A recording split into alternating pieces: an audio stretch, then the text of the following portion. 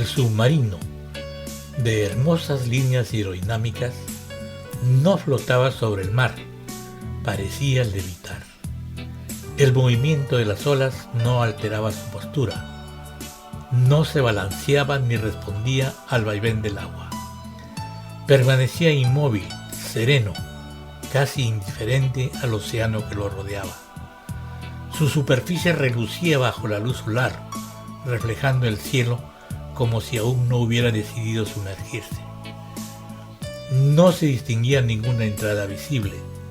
Entonces, sin ruido ni mecanismo aparente, la puerta se abrió, en un punto donde antes solo había continuidad perfecta. El acceso surgió como si el casco hubiera decidido ceder el paso. Entramos. El capitán nos recibió con una leve inclinación de cabeza, gesto sobrio, sin palabras innecesarias. A su lado, un tripulante robótico aguardaba en silencio, de pie, atento. Sus movimientos eran precisos, contenidos, casi respetuosos. Nos condujo por corredores amplios y luminosos hasta una habitación moderna, de líneas limpias y materiales suaves al tacto. No había sensación de encierro, todo estaba diseñado para transmitir calma, como si el submarino quisiera recordarnos que aún antes de descender al abismo, el viaje ya había comenzado. El océano se cerró sobre nosotros como siempre, sin ceremonia. A los 2000 metros de profundidad no hay azul ni verde, solo un negro espeso, antiguo que parece absorber incluso los pensamientos. El casco del vehículo de enlace crujía, apenas, no por debilidad sino por costumbre. Era el sonido normal del regreso, el océano reconociendo a uno de los suyos. Presión externa estable, dijo la voz neutra del sistema. Nadie respondió, no hacía falta. Regresábamos a Aletheia, la ciudad. Habíamos salido durante 3 semanas hacia la dorsal oceánica para recoger provisiones minerales, matrices biológicas y deuterio concentrado. Nada extraordinario, rutinario. Aletheia llevaba 17 años funcionando sin interrupciones. Para algunos de nosotros era el único hogar que habíamos conocido. El comandante no miraba los instrumentos, miraba el vacío. Deberíamos verla ya, murmuró. Entonces ocurrió. Una línea de luz apareció en la distancia. No venía de nosotros, no era un reflejo. Era fija, estable, inmóvil en la negrura. Luego otra y otra más, como estrellas que alguien hubiera decidido sembrar bajo el mar. Cúpula activa, confirmó el sistema. Campo de exclusión nominal. Aletheia emergió lentamente de la oscuridad. No se imponía el océano la evitaba. El agua fluía alrededor de la ciudad como viento alrededor de una montaña invisible. No había choque, no había turbulencia, solo había una desviación suave, casi respetuosa. La cúpula no brillaba, revelaba su presencia por la ausencia de agua. Dentro, la ciudad respiraba. Las torres orgánicas se elevaban desde la base como corales artificiales. Jardines de algas bioluminiscentes dibujaban venas verdes y azules entre las estructuras. Y en el centro, suspendido como un corazón, el reactor esférico de fusión emitía una luz blanca, continua, un sol contenido.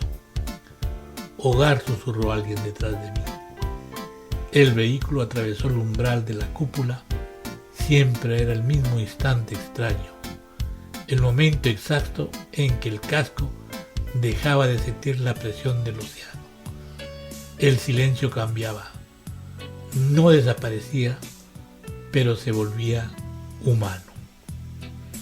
Bienvenidos a Aleteia, dijo el sistema. Tiempo local 03:17. Entonces noté algo. No fue una alarma, no fue un fallo, fue una sensación. El comandante frunció el ceño. ¿Escucharon eso? Negativo, respondió la oficial de navegación. No hay señales acústicas anómalas. Pero yo había sentido también.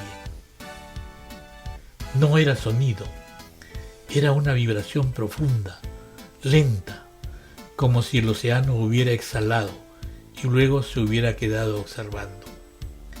El sistema habló de nuevo, esta vez con una pausa que no estaba en su programación.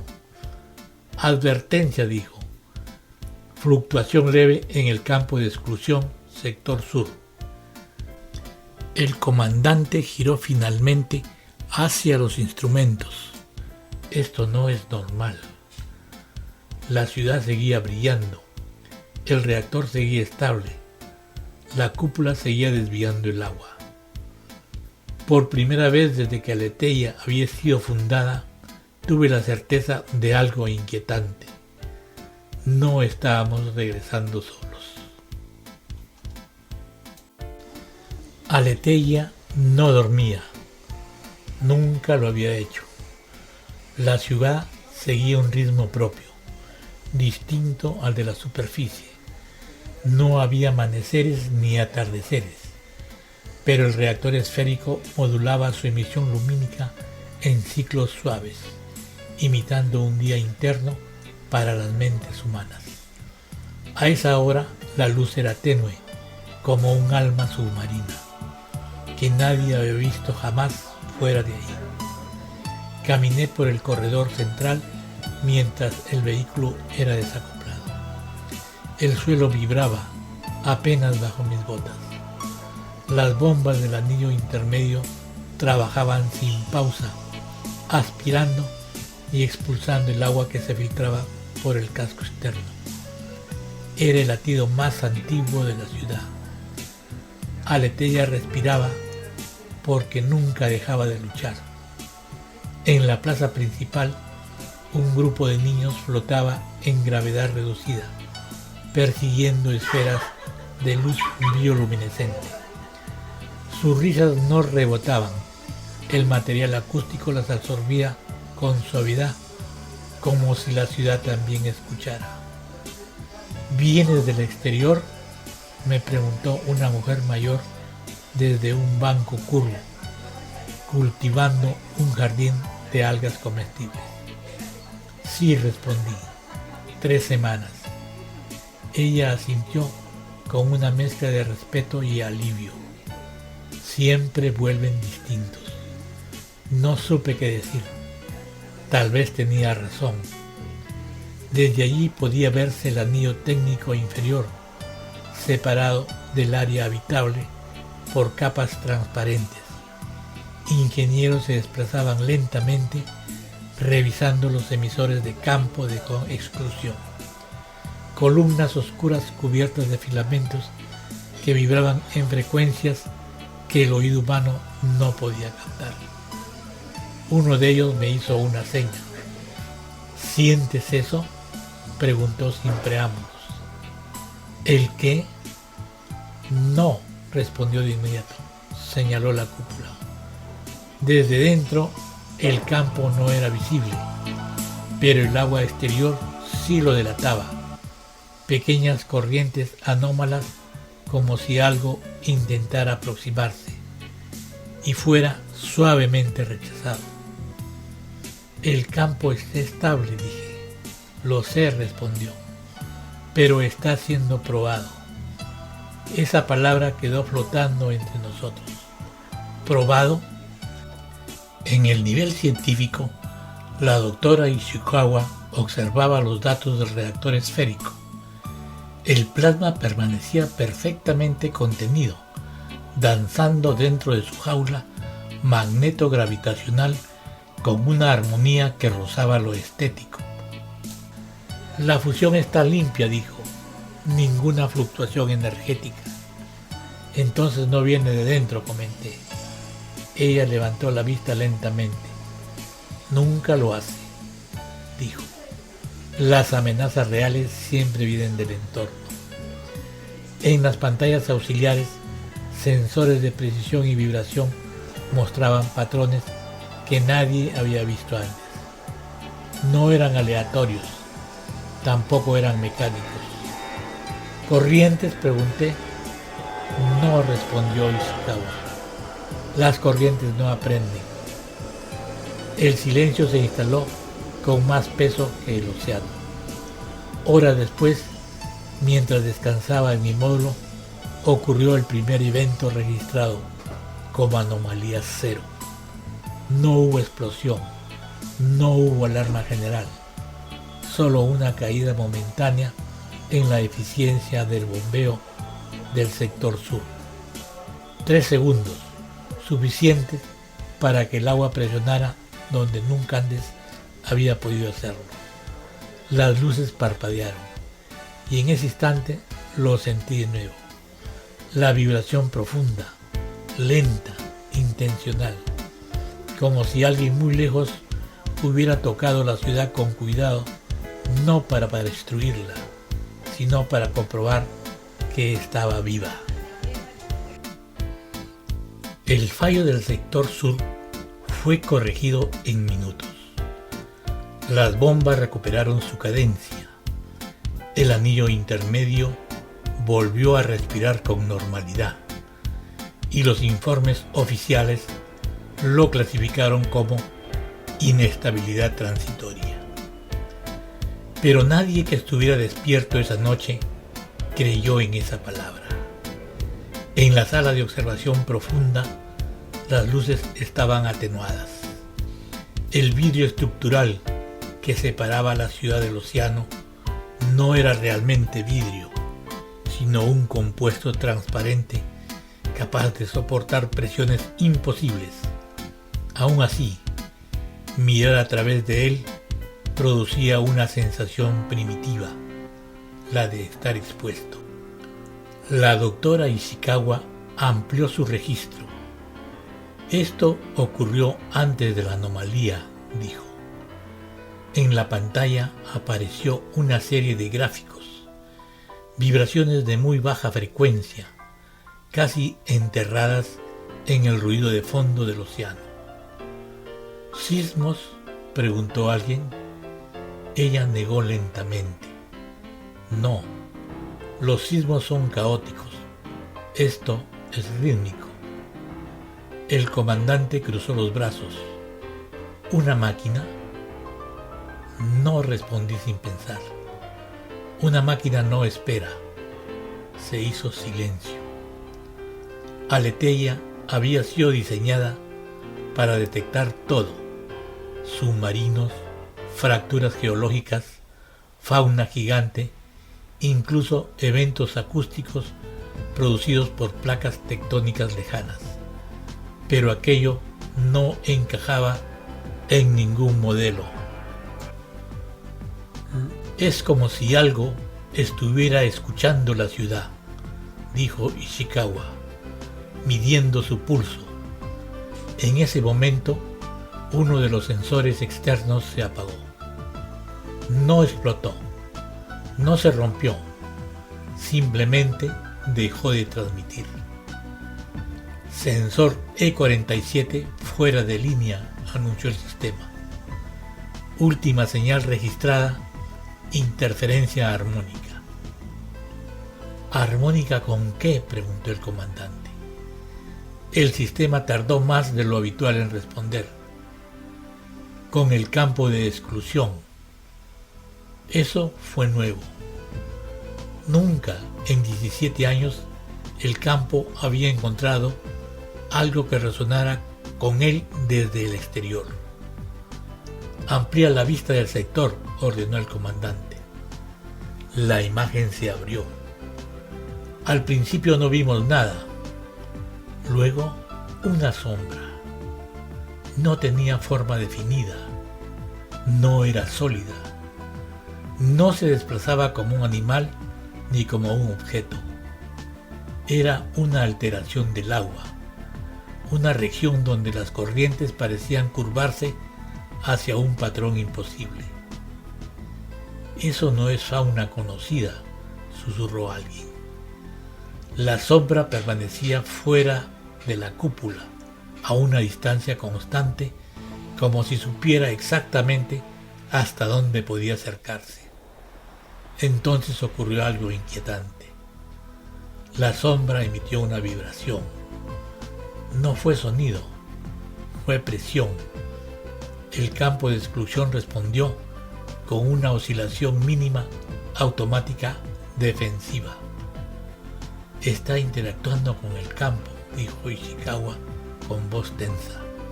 No lo ataca, lo imita. Y yo sentí un escalofrío. No nos está probando la fuerza, dijo. Está aprendiendo el lenguaje. En ese instante, varios sensores comenzaron a fallar en cascada. No por daño físico, sino por saturación, como si recibieran demasiada información, demasiada, precisa. Corten emisiones no esenciales, ordenó el comandante. Silencio activo. La ciudad obedeció. Las luces exteriores se atenuaron. Las emisiones acústicas cesaron. El campo de exclusión pasó a modo pasivo. Aletheia se volvió por primera vez silenciosa. La sombra permaneció inmóvil unos segundos, mas luego se retiró lentamente hacia la oscuridad. No dejó restos, no dejó señales claras, solo dejó una certeza incómoda flotando en la sala. No éramos los primeros habitantes del abismo, solo los más ruidosos. El comandante rompió el silencio. Prepárense, dijo. Eso no fue un accidente. Miré una vez más hacia el océano negro, ahora aparentemente vacío. Sabía que no lo estaba. Y por primera vez, desde que Aletheia fue fundada, comprendí que la ciudad no solo debía resistir la presión del mar, sino la atención de quienes siempre habían vivido en él. El océano nunca había estado en silencio, siempre había cantado, no con sonidos, sino con tensiones, con flujos lentos, con memorias de presión que viajaban por el agua durante generaciones. Cada corriente tenía un significado, cada vibración profunda contaba una historia antigua, hasta que apareció la herida. No era roca, no era vida, no era vacío. Era algo que expulsaba el mar. El sirénido percibió la anomalía mucho antes de verla. La sintió como una interrupción en el tejido del océano, una región donde el agua no podía tocar lo que debía tocar, donde la presión se curvaba hacia afuera, como si el mar fuera rechazado por una voluntad ajena. Aquello no existía antes. Se acercó con cautela, expandiendo sus órganos sensoriales. Su cuerpo no tenía una forma fija, cambiaba con la corriente, se adaptaba a la densidad, se plegaba al flujo. La luz bioluminiscente que recorría su piel no era decoración, era lenguaje. La herida cantaba, no con armonía natural, sino con un pulso artificial constante, insistente, un ritmo impuesto. Era fuerte, demasiado fuerte. Alrededor de la herida el mar se desviaba, no por miedo, sino por imposibilidad. El agua intentaba ocupar su lugar, pero algo invisible se lo negaba. El sirénido envió una señal. Otros respondieron. No acudieron nadando, sino sintonizando. Sus conciencias se superimpusieron en el agua, compartiendo percepción. Vieron lo mismo, una estructura luminosa, caliente, que alteraba corrientes ancestrales y confundía a las criaturas migratorias. Extraño, transmitió uno. Ruidoso, respondió otro. Doloroso, dijo el más antiguo. Intentaron comunicarse como siempre lo habían hecho con lo desconocido. Probando la resonancia, emitieron vibraciones suaves, armónicas, casi respetuosas. La herida respondió, no con comprensión, sino con defensa. Una oscilación surgió del límite invisible y empujó de vuelta el canto del sirénido. No fue agresión, pero sí una afirmación clara. No pases. Eso despertó inquietud. El océano no imponía límites. El océano absorbía. El sirénido se acercó más. Percibió calor. No el calor violento de los volcanes, sino un calor ordenado, contenido, artificial. En el centro de la herida, algo brillaba como un sol atrapado. Fuego que no quema el agua, transmitió. Eso fue lo que provocó el temor. No porque fuera peligroso, sino que porque no pertenecía. Decidieron probar otra vez. No con fuerza, sino con precisión. Emitieron una vibración cuidadosamente modulada, imitando el pulso de la herida. Y por un instante la herida titubeó. La barrera invisible onduló. El agua avanzó un poco más de lo permitido. El sirénido sintió entonces algo nuevo. Respuesta. No del mar, de dentro. Había conciencia allí, fragmentada, ruidosa, joven. No entendían el océano. No escuchaban sus cantos, pero vivían dentro de él. Los de adentro hacen ruido porque no oyen, transmitió el antiguo. La decisión fue lenta, como todo en el abismo. No destruir, no huir, probar, medir, silenciar lo suficiente para que lo escuchen. Cuando el sirénido se retiró hacia la negrura, dejó atrás una última vibración, apenas perceptible, dirigida no al campo, sino a los sistemas que lo sostenían. El canto de la herida había sido escuchado. Ahora comenzaría la respuesta del océano. La primera alarma real sonó a las 04:11. No fue estridente, no fue caótica. Fue una señal baja, sostenida, diseñada para no generar pánico. Aleteia no gritaba, susurraba peligro. Caída de rendimiento en bombas del anillo sur, anunció el sistema. Pérdida progresiva de presión diferencial. El comandante ya estaba de pie cuando las luces del corredor cambiaron a un tono ámbar. ¿Magnitud?, preguntó. 23%, 27, 31. El suelo vibró, esta vez en una forma distinta. No era el latido habitual de la ciudad, era un temblor ajeno, como si algo enorme hubiera apoyado su peso contra la estructura. Eso no es fallo mecánico, dijo Ishikawa, mientras corría hacia la consola. Las bombas están respondiendo, pero algo les está robando eficiencia.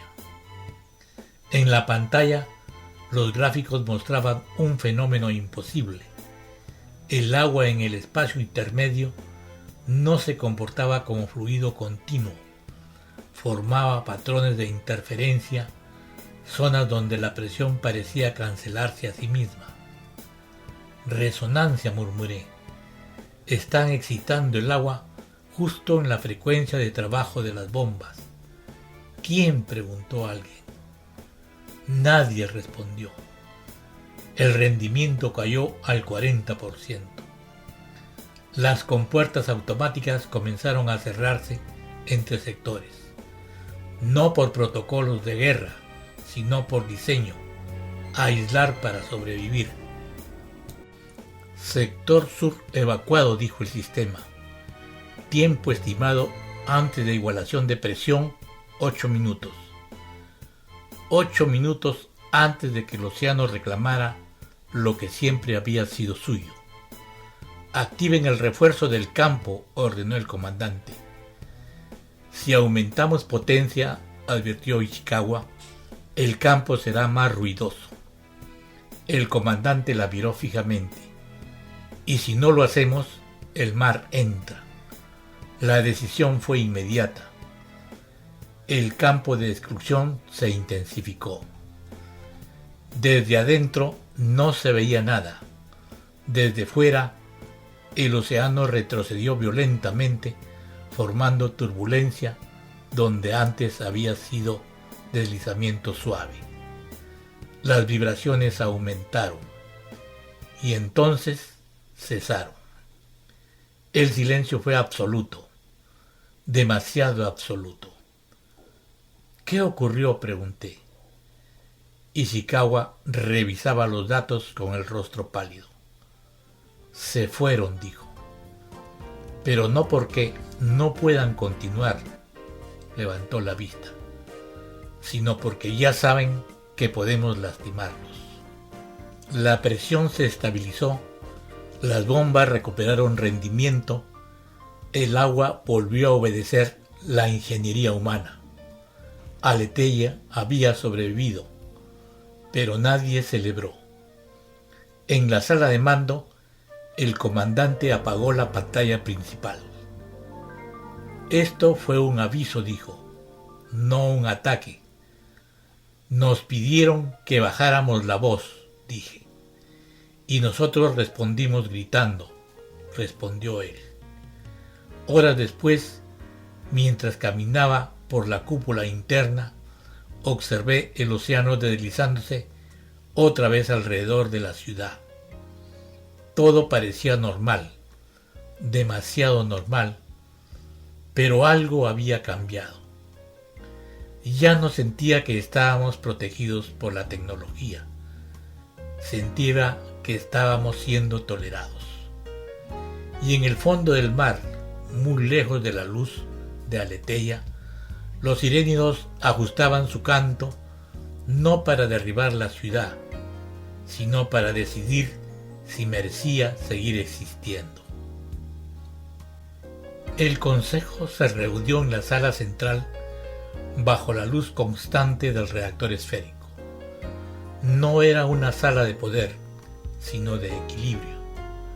La esfera brillaba suspendida, silenciosa, como recordándoles a todos que la ciudad vivía gracias a algo que no pertenecía al océano. La defensa funcionó, dijo el jefe de seguridad.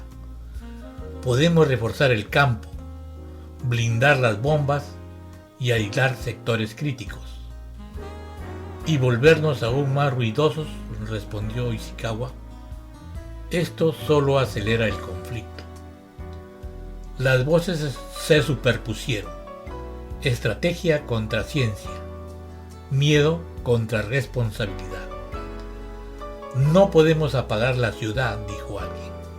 Hay niños aquí, familias. Tampoco podemos comportarnos como si el abismo estuviera vacío, respondí sin levantar la voz. No lo está. El comandante pidió silencio. No vamos a ganar esto por fuerza, dijo.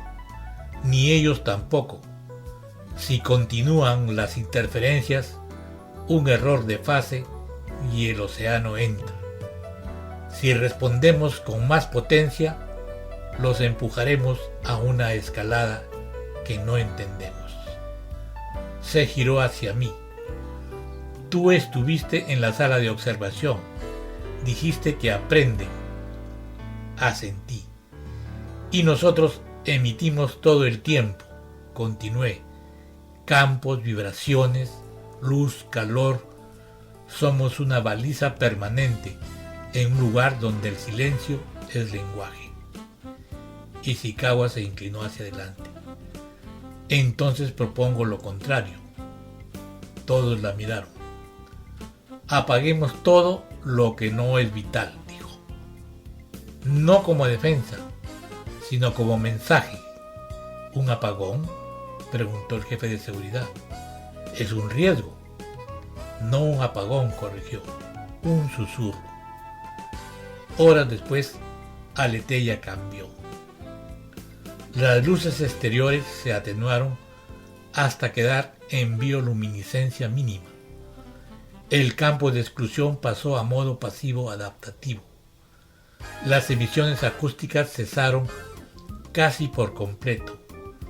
El reactor mantuvo potencia estable, pero su firma electromagnética fue amortiguada. Desde luego, la ciudad dejó de parecer una herida brillante. Se volvió escucha. Yo me ofrecí voluntario para el módulo de contacto. No era un módulo de comunicación. No enviaba mensajes, no hablaba, solo recibía. Me sumergieron en la cámara sensorial, donde los datos de presión, vibración y campo eran convertidos en estímulos directos, no palabras, no imágenes, sensaciones. Al principio no sentí nada, luego ritmo. No un ritmo mecánico, un pulso orgánico lento, profundo, como un corazón extendido por kilómetros. Mi respiración empezó a acompasarse sin que yo lo decidiera. No intentes entenderlo, dijo Ishikawa. El canal interno, déjalo pasar.